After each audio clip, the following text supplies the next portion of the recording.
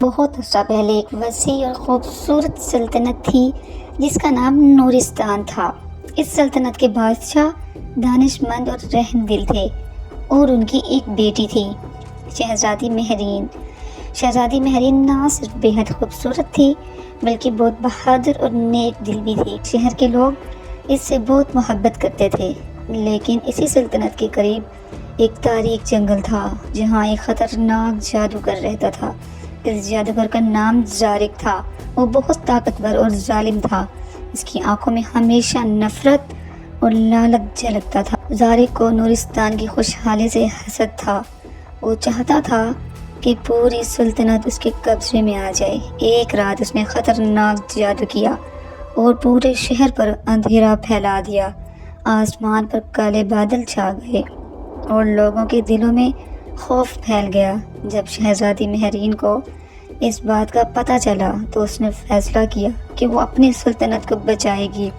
سب لوگ اسے روکنے لگے، لیکن شہزادی نے کہا، اگر میں خاموش رہی تو ہمارا شہر ہمیشہ کے لیے اندھیرے میں ڈوب جائے گا۔ وہ اکیلی ہی اس خطرناک جنگل کی طرف روانہ ہو گئی۔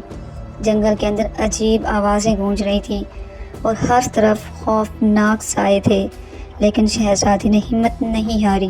آخرکار وہ جادوگر زارق کے قلعے تک پہنچ گئی۔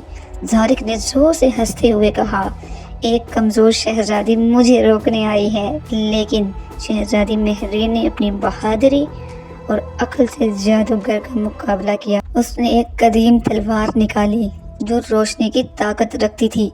جیسے ہی اس نے تلوار اٹھائی، ایک چمکدار روشنی پھیل گئی اور جادوگر کا کالا جادو ٹوٹنے لگا۔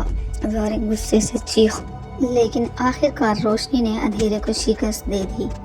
جادوگر کی طاقت ختم ہو گئی اور وہ ہمیشہ کے لیے غائب ہو گئی۔ جب شہزادی واپس سلطنت آئی تو پورا شہر خوشی سے جھوم اٹھا۔